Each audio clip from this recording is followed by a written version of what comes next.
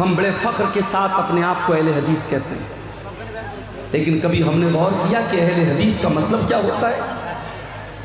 کیا سینے پر ہاتھ باندھ لینا، آمین زور سے بول لینا، نماز میں رفع الیدین کر لینا، 8 رکعت تراویح پڑھ لینا، کیا یہی پہچان ہے اہل حدیث کی؟ نہیں میرے بھائی، ہم نے اہل حدیث کا مطلب نہیں سمجھا۔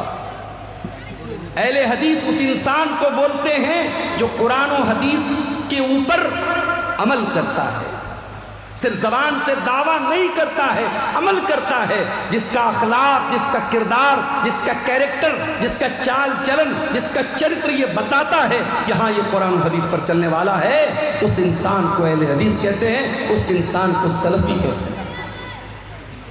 اور آج بھی دنیا میں ایسے لوگ ہیں کہ آپ حیرت کریں گے کہ کیا ایسے بھی لوگ پیدا ہو سکتے ہیں؟ چلیے میں آپ کو ایک سچا واقعہ سناتا ہوں جو لیٹسٹ واقعہ ہے، ہمارے اس دور کا واقعہ ہے۔ اس دور میں جب انسانیت مردہ ہو رہی ہے، جب اخلاق فنا ہو رہے ہیں، جب لوگ باتیں تو بڑی بڑی کرتے ہیں لیکن عمل کے معاملے میں زیرو ہیں، اس دور کا ایک سچا واقعہ میں آپ کو بتا رہا ہوں۔ چلیے میں آپ کو مدینہ لے کے چلتا ہوں۔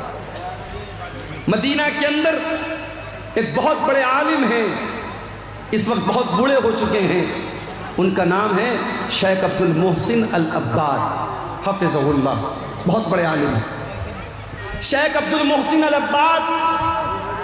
ان کو محدث مدینہ کہا جاتا ہے، مدینہ کے بہت بڑے عالم ہیں، امام ہیں۔ ان کے بیٹے جن کا نام شیخ عبد الرزاق البدر ہے، وہ مدینہ یونیورسٹی کے اندر حدیث پڑھاتے ہیں اور مسجد نبوی میں حدیث کا درس دیتے ہیں، اور ہزاروں نہیں لاکھوں اسٹوڈنٹس ان سے حدیث پڑھتے ہیں۔ شیخ عبد الرزاق البدر بہت بڑے عالم ہیں، بہت بڑے اسکالر ہیں، اور ان کی شہرت اتنی ہے کہ ایک مرتبہ وہ ملیشیا گئے اور وہاں ایک مسجد میں ان کا درس تھا، تو صرف ان کے اس درس میں 1 لاکھ کے قریب طلبہ اور اسٹوڈنٹ شامل ہوئے تھے۔ اتنی بڑی وہ سیلیبریٹی اور اتنی بڑی شخصیت ہے شیخ عبد الرزاق البدر۔ شیخ عبد الرزاق البدر کے یہاں ایک آدمی ڈرائیونگ کا کام کرتا تھا، گاڑی چلاتا تھا، انڈیا کے آندھرا پردیش کے شہر وجے واڑہ کا۔ وجے واڑہ بہت مشہور شہر ہے آندھرا پردیش کا، میں 2 سال وہاں رمضان میں رہا ہوں، بہت اچھے لوگ ہیں، بڑے دیندار لوگ ہیں۔ وجے واڑہ کا ایک آدمی سعودی عرب میں شیخ عبد الرزاق البدر کے گھر 4 ویلر کی کار کی ڈرائیونگ کرتا تھا، ڈرائیور تھا۔ اب ظاہر ہے ڈرائیور کی حیثیت کیا ہوتی ہے بھائی؟ ڈرائیور ایک ملازم ہوتا ہے، نوکر ہوتا ہے، اس کو تنخواہ دیتے ہیں، ہمارے یہاں کام کرتا ہے۔ وہ ڈرائیور بیمار پڑ گیا، 20 سال تک اس نے سروس کی، پھر بیمار رہنے لگا۔ اس نے شیخ سے معذرت کی کہ اب میری طبیعت خراب رہتی ہے، وہ انڈیا واپس چلا ہے۔ آج کے دور میں ایک ڈرائیور گیا، دوسرا ڈرائیور چلا ہے، کون پوچھنے جاتا ہے؟ شیخ عبد الرزاق البدر اپنے اس بوڑھے ڈرائیور کو روزانہ تو نہیں، مہینے میں 3-4 بار کال کر کے اس کی حال چال پوچھتے ہیں، اس کی طبیعت کے بارے میں رپورٹ لیتے ہیں۔ پھر ایسا معلوم ہوتا ہے، ایسا پتہ چلتا ہے کہ وہ ڈرائیور برین ہیمریج کا شکار ہو جاتا ہے، اس کو برین ہیمریج ہو جاتا ہے، وہ کوما میں چلا جاتا ہے، ہاسپٹل کے ICU کے اندر وہ ایڈمٹ ہو جاتا ہے۔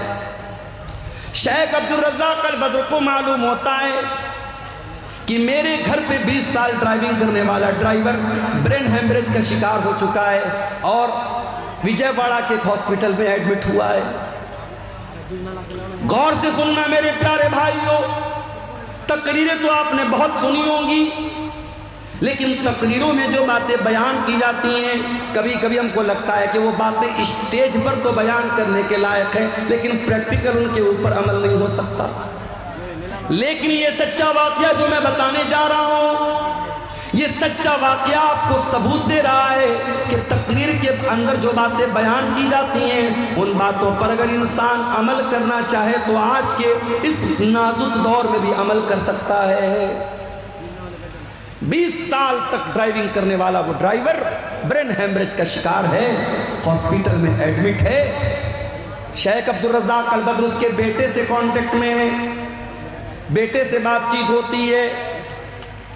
ایک دن بیٹے کے پاس فون آتا ہے کہ آپ کے ابا کی عیادت کرنے کے لیے، ان کی حال چال کے لیے، ان کو دیکھنے کے لیے سعودی عرب سے شیخ عبدالرزاق البدر کی طرف سے کوئی آنے والا ہے. بیٹا سوچتا ہے اتنی بڑی ہستی ہیں، پیسے والے بھی ہیں اور بہت بڑے عالم بھی ہیں، ہو سکتا ہے اپنے کسی نوکر چاکر کو بھیج دے میرے ابا کی حال چال لینے کے لیے. وہ دن طے ہو جاتا ہے، ٹائم طے ہو جاتا ہے، اور اس ڈرائیور کا بیٹا اپنے علاقے کے ایئرپورٹ پر جب پہنچتا ہے، کیا دیکھتا ہے؟ اس ایئرپورٹ پر پہنچنے کے بعد وہ کیا دیکھتا ہے کہ شیخ عبدالرزاق البدر خود فلائٹ سے تشریف لائے ہوئے ہیں. اپنے بوڑھے ڈرائیور، اپنے بیمار ڈرائیور کی عیادت کرنے کے لیے، اس کی حال چال لینے کے لیے، اس کی خبر گیری کرنے کے لیے سعودی عرب سے وجے واڑہ تک کا، آندھرا پردیش تک کا لمبا سفر بغیر کسی اپوائنٹمنٹ کے اور بغیر کسی کو بتائے ہوئے شیخ عبدالرزاق البدر طے کرتے ہیں. میرے بھائیوں، ہمارا حال تو یہ، ہم کٹیہار سے پٹنہ بھی اگر جاتے تو کوئی نہ کوئی مقصد ہوتا ہے، کوئی نہ کوئی کاروباری معاملہ ہوتا ہے، کسی سے پیسے کا لین دین ہوتا ہے، کوئی نہ کوئی دنیاوی مفاد ہوتا ہے. میرے پیارے ساتھیوں، جس دور میں انسان کسی کو بے مطلب سلام بھی نہیں کرتا ہے، ایسے دور میں کیا ایسا بھی اخلاق مل سکتا ہے؟ میرے پیارے بھائیوں، سعودی عرب کی سرزمین سے شیخ عبدالرزاق البدر فلائٹ کے ذریعے آتے ہیں. حالانکہ اگر وہ ایک کال کر دیں، ایک میسج کر دیں، ان کے لاکھوں اسٹوڈنٹ ہیں ہندوستان کی سرزمین پر، جو بچے مدینہ میں جا کے پڑھتے ہیں وہ شیخ عبدالرزاق البدر سے بھی پڑھتے ہیں. جتنے مدنی عالم آپ کو ملیں گے، جو بعد میں جو مدنی عالم ہوئے ہیں، وہ سب ان کے شاگرد آپ کو ملیں گے. جتنے بھی مدنی عالم ہیں سب مدینہ میں پڑھے، ان کے شاگرد ہیں. ایک میسج کر دیں، طلباء کی اور اسٹوڈنٹ کی بھیڑ لگ جائے گی. مگر شیخ عبدالرزاق البدر نے کسی کو نہیں بتایا، بغیر کسی اپوائنٹمنٹ کے اچانک آئے، ڈرائیور کے بیٹے کے ساتھ کار میں بیٹھ کے ہاسپٹل آئے، اپنے اس بوڑھے ملازم کی دیر تک بیٹھ کر کے اس کو دعاؤں سے نوازا، اس کی پیسے سے بھی مدد کی اور ان کے گھر والوں کو تسلی دی، اور پھر واپس چلے گئے.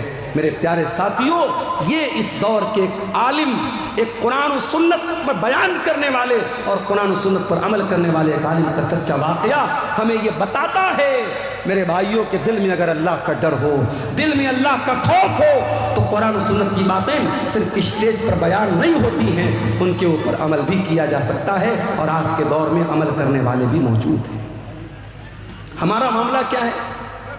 مجھ سے کبھی کبھی لوگ سوال کرتے ہیں، میں ممبئی گیا، لوگ مجھ سے پوچھنے لگے مولانا صاحب لگتا ہے آپ کا پروگرام کٹیہار میں بہت ہوتا ہے. اچھا، کچھ تو چینل والوں کی مہربانی ہے، ایک ہی تقریر کو وہ 10 چینل والے، اب تو یہ ماشاءاللہ گنتی کرنا چاہے تو ہم لوگ گنتی بھی نہیں کر سکتے کتنے کیمرے لگے ہیں، اس میں کیا کیا نام ہے چینل کا یہ بھی نہیں معلوم. اب تو میں ڈرتا ہوں بھائی کون سی بات کب نکل جائے اور یہ چینل والے کیا اس کو عنوان دے دیں. ڈاکٹر ذاکر نائک صاحب کے بارے میں نے بڑے ادب کے دائرے میں، بڑی تہذیب کے دائرے میں، اسی سیمانچل میں تقریر میں ان کی کچھ باتوں سے اختلاف کیا.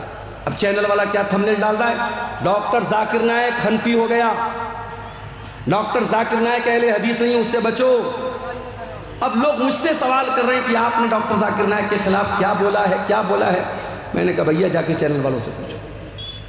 تو حالات تو یہ ہے، میں بیان کچھ کرتا ہوں، اس پر رپورٹ کچھ لگا دیتے ہیں. تو لوگ مجھ سے سوال کرتے ہیں ممبئی وغیرہ میں کہ مولانا لگتا ہے آپ کا پروگرام ادھر جو ہے کٹیہار سائڈ میں، سیمانچل سائڈ میں بہت ہوتا ہے. اور حقیقت میں اگر آپ دیکھیں صرف میری بات نہیں ہے، جو بھی ہمارے جماعت کے بڑے بڑے مقررین ہیں جیسے مولانا جرجیت صاحب ہو گئے، اور اسی طریقے سے اور بھی جو بھی اس وقت جو مقررین کو ہم جانتے ہیں، جو چل رہے ہیں یا جن کو سوشل میڈیا پہ سنا جا رہا ہے، اس میں سے بہت سارے لوگ آپ کے سیمانچل میں آتے ہیں.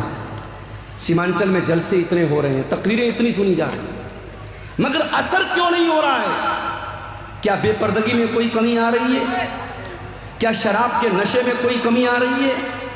کیا زنا کاری اور بدکاری میں کوئی کمی آ رہی ہے؟ کیا شادی بیاہ میں لین دین میں کوئی کمی آ رہی ہے؟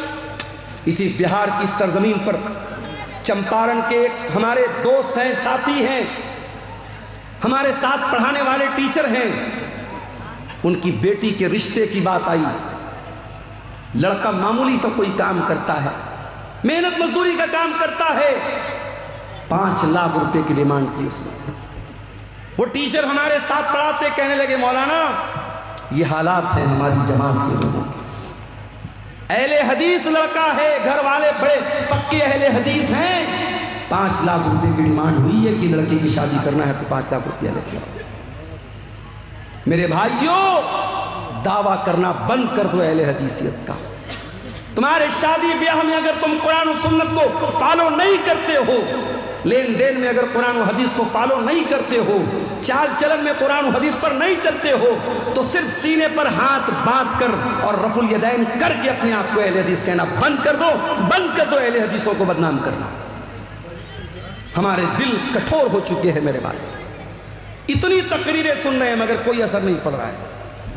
کیوں؟ قرآن کا وہ سوال ہم سے اور آپ سے بھی ہو رہا ہے، الم یان للذین آمنوا، اے ایمان والو وہ سمے کب آئے گا، وہ ٹائم کب آئے گا، وہ وقت کب آئے گا، ان تخشع قلوبہم لذکر اللہ، کہ اللہ کا کلام سن کر کے صرف تمہارے کانوں کو اچھا نہیں لگے گا بلکہ تمہارے دل کے اوپر بھی اس کا ایفیکٹ پڑے گا، اس کا پربھاؤ پڑے گا۔ ہمارا حال تو یہ ہو گیا ہے، ایک کان سے سننا ہے، دوسرے کان سے سننا ہے، کان تک تعلق ہے بس، دل سے کوئی کنیکشن نہیں ہے۔ ہمارے نوجوانوں کو دیکھ لو، ہماری بہنوں کو دیکھ لو، نوجوان لڑکیوں کو دیکھ لو، ساری محنت کس پر ہو رہی ہے؟ شریر پر ہو رہی ہے، چہرے پر ہو رہی ہے۔ لڑکوں کو دیکھو جم جا رہے ہیں، چکن کھا رہے ہیں، مٹن کھا رہے ہیں تو صاحب باڈی بن جائے۔ لڑکیوں کو دیکھو آدھا گھنٹہ آئینے کے سامنے کھڑی ہیں، کیا کر رہی ہیں؟ میک اپ کر رہی ہیں۔ بیوٹی پارلر میں دلہن جاتی ہے، جانے کے ٹائم جو ہے وہ اس کا کلر کچھ اور ہوتا ہے، آنے کے ٹائم کلر کچھ اور ہوتا ہے، ڈیزائن پورا بدل جاتا ہے۔ آپ دیکھ لیں میک اپ پر اتنی محنت ہو رہی ہے، لیکن اس پر کوئی محنت نہیں ہو رہی ہے۔ اللہ تعالیٰ کے یہاں جس چیز کی ویلیو ہے میرے بھائیوں، فیس کی ویلیو نہیں ہے، اللہ کے یہاں ہماری باڈی کی ویلیو نہیں ہے، اللہ تعالیٰ کے یہاں ہمارے دل کی ویلیو ہے۔ ابراہیم علیہ السلام دعا کرتے ہیں، وَلَا تُخْزِنِي يَوْمَ يُبْعَثُونَ، اے اللہ تو مجھے قیامت کے دن ذلیل مت کرنا، اے اللہ تو مجھے قیامت کے دن رسوا مت کرنا۔ یوم لا ينفع مال ولا بنون، جس دن نہ مال کام آئے گا نہ اولاد کام آئے گی، الا من اتى اللہ بقلب سلیم، قیامت کے دن تو وہی کامیاب ہوگا اے اللہ جو صاف ستھرا دل لے کر کے آئے۔ تمہارے چہرے کتنے صاف ستھرے ہیں، تمہارے بالوں میں کتنی خوبصورتی ہے، تمہارا شریر کتنا خوبصورت ہے، اللہ تعالیٰ کے یہ میٹر نہیں کرتا ہے۔ ہاں اللہ کیا یہ میٹر کرتا ہے کہ آپ کا دل کتنا صاف ستھرا ہے۔ کہیں ایسا تو نہیں کہ چہرہ تو بہت اچھا ہے، باڈی تو بہت مضبوط ہے، مگر دل کے اندر گندگی بھری ہے، دل کے اندر لالچ بھرا ہے، دل کے اندر خود غرضی بھری ہے، دل کے اندر مال کی محبت بھری ہے، دل کے اندر دنیا کی محبت بھری ہے، دل کے اندر شرارت بھری ہے۔ دل صاف نہیں ہوگا میرے بھائیوں، ہم اللہ کے یہاں کامیاب نہیں ہو سکتے۔ دل پر محنت کرو۔